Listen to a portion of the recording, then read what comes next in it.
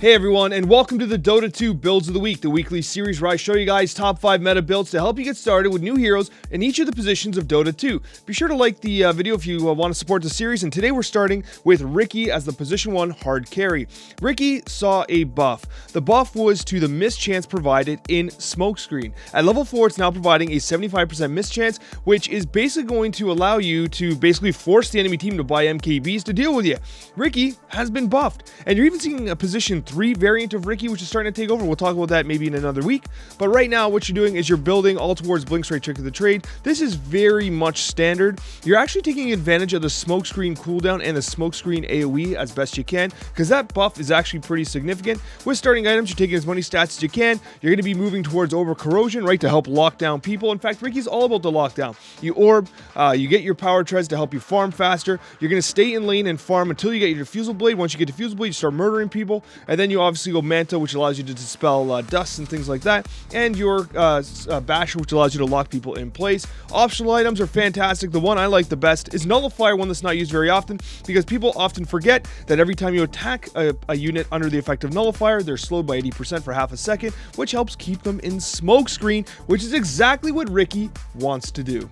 Zeus mid is back in the meta, and for a good reason. Essentially, Zeus got multiple buffs in the 7.30D patch, including Static Field now no longer being considered HP removal, which allows it to cancel Blink Dagger. That's damn fantastic. You're also getting an increase in damage on the his ultimate, Thunder God's Wrath, particularly at level 2 and 3, 25 extra damage at 2, 50 extra damage at 3, which is not crazy, but hey, it's there. It's 50 damage, right? One of the most satisfying ults in the game. The game plan for Zeus in mid is still pretty straightforward. You're taking Arc Lightning as early and often as you can. You're pushing your wave under their tower as often as you can. You're going to pen them in while kind of taking out your small camp beside you in mid. You're taking Static Field value point at 2, and then once you get Lightning Bolt at 4 and 5, Arc Lightning at 5, you're basically a major kill threat, because what you can do is you can burst down the mid carry if they get too low, because you Arc Lightning, you Lightning Bolt. By the time they recover from that, Arc Lightning's pretty much back up. So you can do a tremendous amount of damage, not to mention the straight up burst potential of Thunder God's Wrath, provided you have the mana.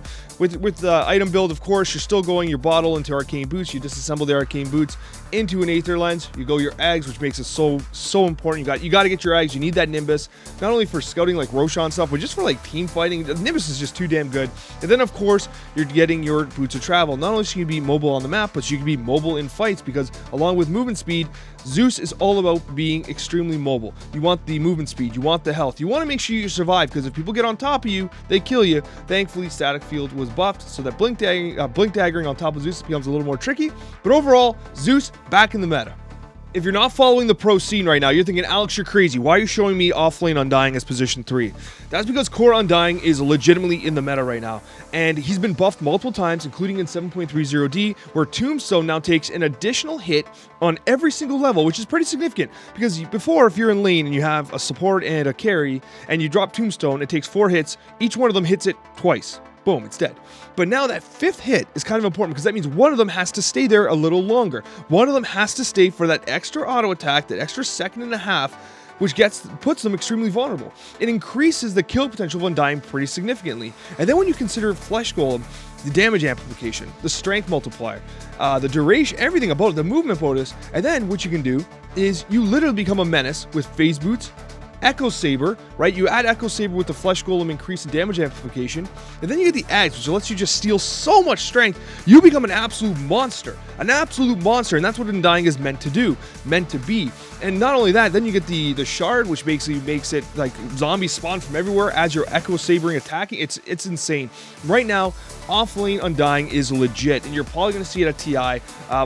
Ice Frog clearly wants Undying in the meta, because he has been buffed over and over and over again.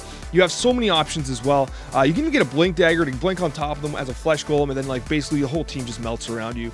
He's so good right now, so interesting. You're going to be seeing me play him on stream, so be sure to check that out as well. Another beneficiary of the 7.30D patch is Clockwerk. Clockwerk got additional armor, which really helps his laning stage, and he was already like a menace in the laning stage. You know, he could really do a lot of damage and really take advantage of opponents out of position with his cogs at level 4, which is kind of his major kill threat.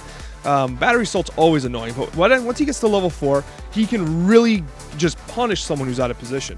Not to mention, he has a very straightforward item build that's taking advantage of actually Falcon Blade. Falcon Blade is kind of crawling back into the meta. People kind of dismiss this item, but it has been upgraded and buffed over and over again. And now you can go Falcon Blade, which gives him mana regen, damage, and health, and that's what Clockwerk wants. Now, Clockwerk tends to be very sacrificial. You hook shot in, you cogs, you battery assault, and you die. That's basically what you do. But with Falcon Blade, you got that extra survivability. 200 HP is significant as a position 4, right? And the mana regeneration is exactly what he wants.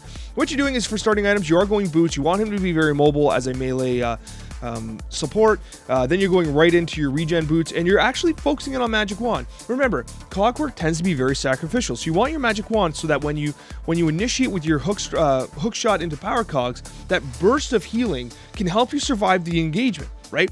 If you can sneak out of an engagement once or twice, 3 times, 4 times, then like it's done its job. It's paid for itself, because Clockwerk tends to just die all the time, right? With the burst healing and with the added HP of Falcon Blade, you're finding yourself surviving a little more often. You got your Urn of Shadows, which is very common. The most common buildup right now is Urn into Agnum Shard into Scepter. You can also go for the Spear Vessel as well, and then defensive items, right? You can go with your Blade Mails and your Hood of Defiance, again, for survivability. And if you're late game and you want to help your team survive, Lotus Orb's fantastic too. It's all about taking the damage with rocket flares and battery assaults, by the way. That's the current meta around the talent tree. Overall, a really fun position 4 hero to play.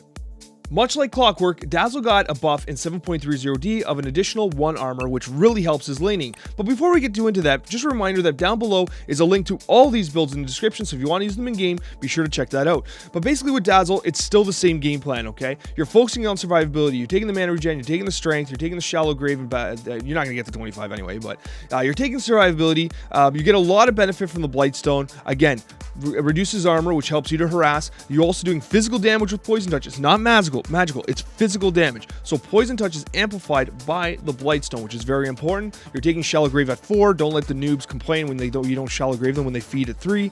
At the end of the day, right, your main item progression is Arcane Boots into Mechanism, Guardian Greaves. Why Guardian Greaves? Because you are like, the cooldown reduction is just incredible with Bad Juju. It's so valuable. You're just basically healing your whole team the entire time. You help sustain the entire fight. You're taking the Shard, which basically is so good in the meta right now, especially against illusion-based heroes. A lot of people are building the Magic Wand. I'm actually considering moving it from optional items into like required items, honestly.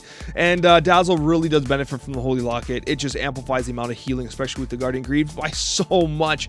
Again, another item that's probably actually required on Dazzle, and the usual support items as well. Anyways, guys, the meta is really shifting as we move into TI. Expect possibly even another patch before TI. And thank you so much for watching. And a very special thank you to all of our wonderful subscribers. If you want to see more builds, I'm going to link right over here the previous video, so you can kind of get an idea of other heroes, so that you guys can continue experimenting. We'll see you in the next one.